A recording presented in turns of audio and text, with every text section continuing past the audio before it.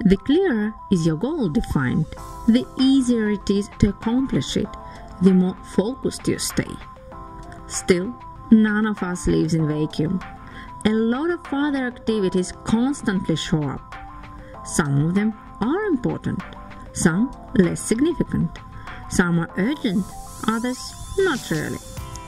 We think of all these things to do. Our mind is distracted by them.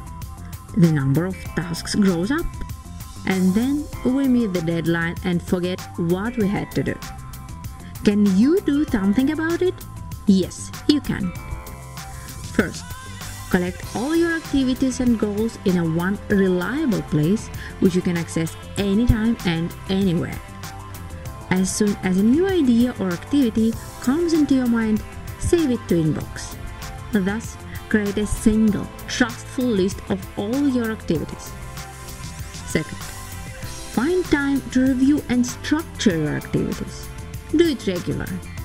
This will reduce the stress and rise up your ability to concentrate on what is important now.